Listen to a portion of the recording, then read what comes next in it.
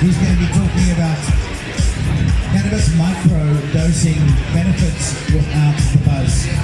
Welcome, thank you.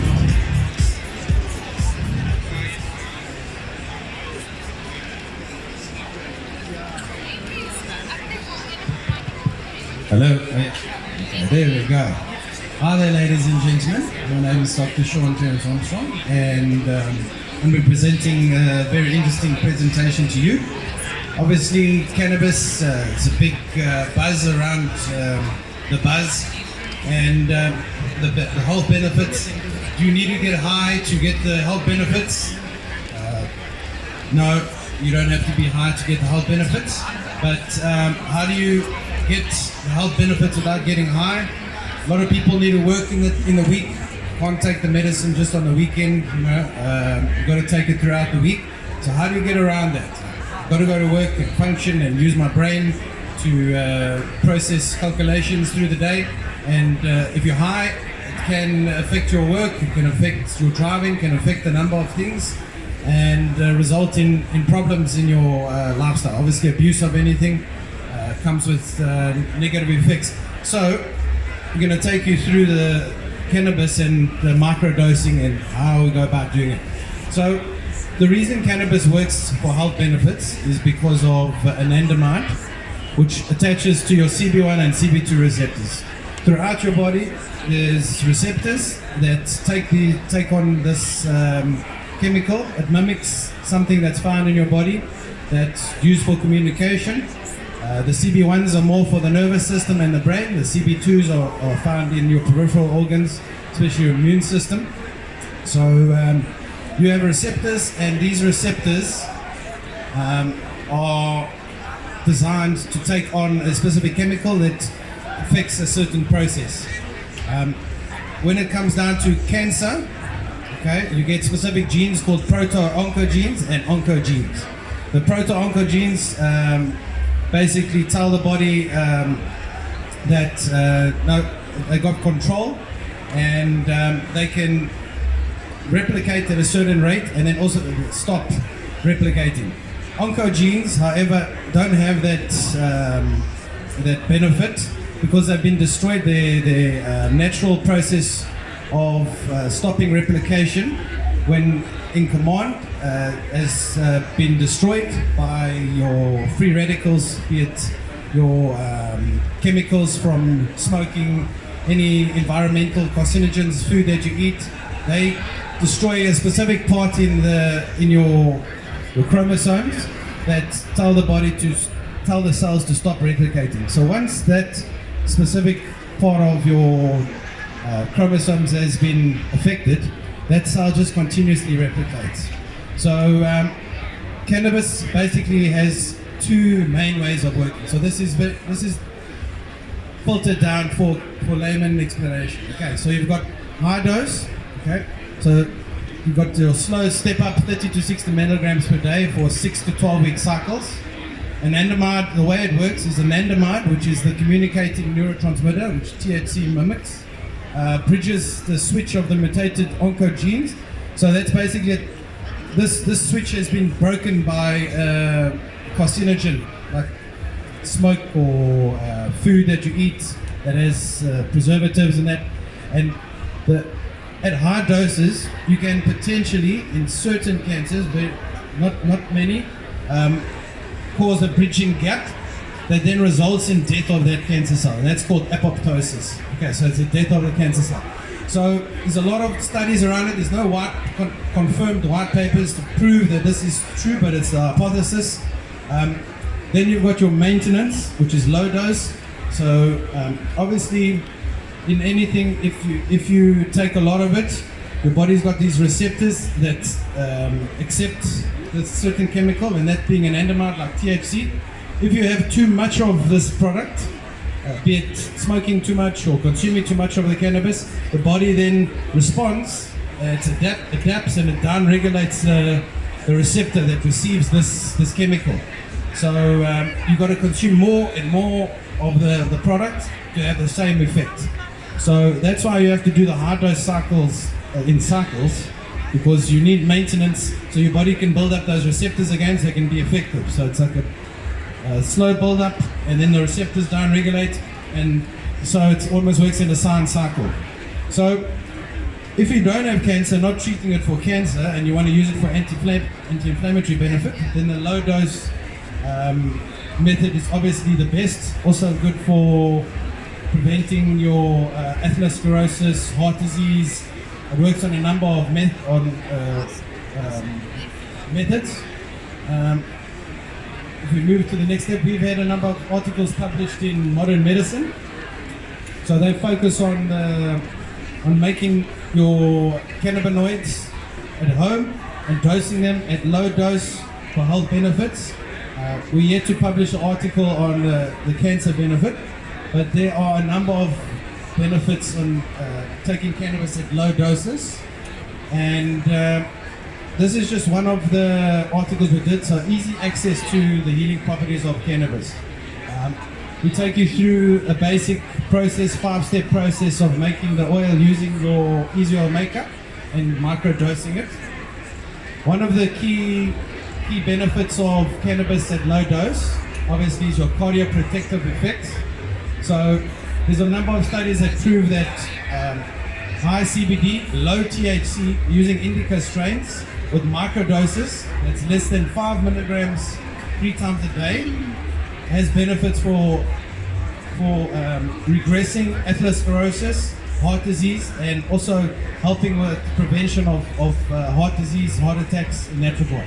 But it's very, very scale dependent.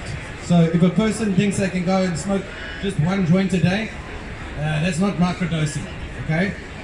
Obviously, every puff, depending on the strain you have, has a certain amount of your cannabinoids, and to work out the exact amount of THC you're using, working on microdose scale, it's between 5 to 10 milligrams. And at the microdosing level, you have 3 benefits, and this correlates for your cardiovascular protection. So that's anti-inflammatory, reduced endothelial dysfunction, so the cells lining the blood vessels, it improves their function, so they don't get to a stage where the body mounts a response on them and causes inflammatory response to the endothelial lining. And then it protects against ischemia, reperfusion injury after and before myocardial infarction, that's heart attack. So that's at very low doses. They found this in studies that they've done on rats, so yet to be proved on humans. All the clinical data is included in our publication, and we've got references as well.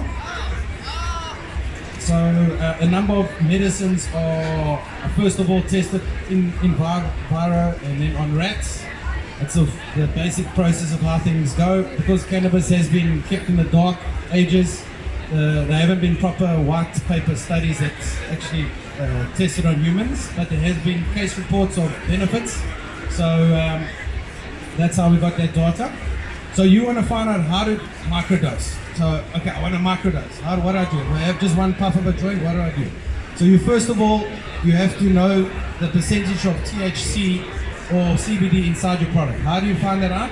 You make the oil using your kit or product that you purchase that you can make the oil with, or you get the oil from somebody that has a certificate of analysis that tells you exactly what's in it. So in this particular product, we've got CBC, that's 1.2%, CBD.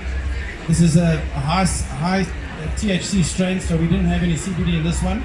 CBN is only really produced when you overheat your cannabis. So when you're making the oil and you overheat it, a typical kitchen process, you'll have a very, very high percentage of CBN, because the THC goes from THCA to delta 9 THC, and then if it's heated further, it breaks down into CBN, which is basically useless. It's good for a bit of bone regeneration and health, but pretty much useless.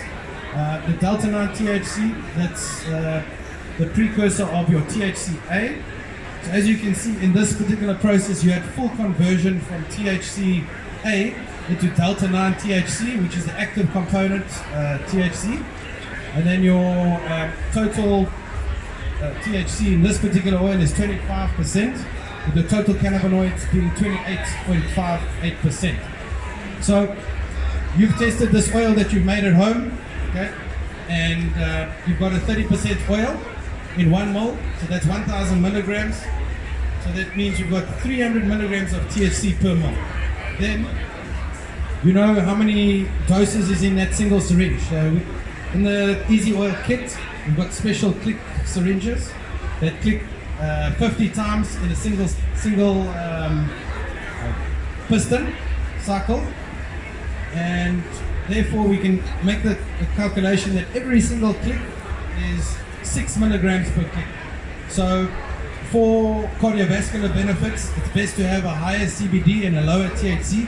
So we dilute the THC down with the CBD, a pure full spectrum CBD oil, which you can get basically anywhere. Because a lot of the strains these days have been bred to have higher THC content, it's difficult to find a high THC strain. You do find the high CBD strains, they got up to 17 to 20% CBD. They are very expensive, hard to find. Sometimes it's easier just to buy a CBD isolate. Obviously, you then mix it 1 ml to 1 ml. Let's say you've got your product that you've made and it's got a 30% THC. You add 1 ml of your product and 1 ml of that CBD product. This is just to get a higher CBD percentage. Then you'll have 3 milligrams THC and 3 milligrams of CBD per click. And that you can have 2 to 3 clicks through the day, and that'll give you long-term benefits. It's not going to down-regulate your CB1 and CB2 receptors because it's not a high dose. The body then accepts it and uses it for health benefits. These are the applicators we're talking about. So they have the click mechanism, clicks for every push that you give it. They come in different colors, so you can dose your strain. You know which strain you're using, marked by the colors. This is the kit that you use to make your oil. It prevents you from using the incorrect solvents. It helps you with the dosing. It prevents burnout of your product, destroying your expensive product that you've been cultivating for a couple of months and bought for a lot of money. And it's a simple 5-step process. This is our research that we've done, all the clinical studies that we base our presentation on. If you need these resources, we can provide them to you after the show, after the presentation. Go to the video. So I'm just going to take you through. Good day, ladies and gentlemen, and welcome to the Easy Oil Stand. We're going to take you through a step-by-step process for making your own cannabis oil, vape, and dabs. First of all, you're going to test your Easy Oil maker. Then you're going to prepare your cannabis, take your extraction bag, fill it with your cannabis, and then cover it with your extraction solvent. You'll leave it for 2 to 24 hours for oil, or 30 minutes for your vape and dabs using freezer-cooled solvent. On the right, you're doing vape and dabs. On the left, you're making oil. So for your oil, you're going to add your cob oil in the beginning before you start vaporizing, and you'll allow it to vaporize. For your vape and dabs, once the frothy bubbles start, you'll stop. For your oil, you let it continue until the bubbles simmer down and stop. And then you can collect your dabs at this stage, or if you want to continue to make that's your for vape, immediate you can either pain add relief your dabs, vape juice, your highly concentrated vape juice, or your terpenes. For your oil, you can collect in your applicator. You can add flavor before you do this process. We've got 3 different And flavors. then you can serve on the fridge door, on the mirror, wherever you would like. Away from Check as a children. single dose. We've got special dosing applicators. Make it easy to use and holder. We only use the best extraction solvents. It's ethanol, 95 to 98%. So we've got no heavy metals in our No heavy extraction metals, solvents. as you can see. It's 98% pure ethanol with terpenes, which is cannabis type of molecule that helps with the absorption of your cannabinoids. THC. So the test results that we've done, It's a natural product in cannabis. these are the terpenes. The one we use is limonene. It's got a citrusy smell, and it's one of the best terpenes that helps with pulling out all of the cannabinoids out of your oil. And that's basically our presentation. The stand we are on is number 36. If you need more information, you're more than welcome to pop past. Any specific questions, more details, we're more than willing to help you with everything. Thanks a lot.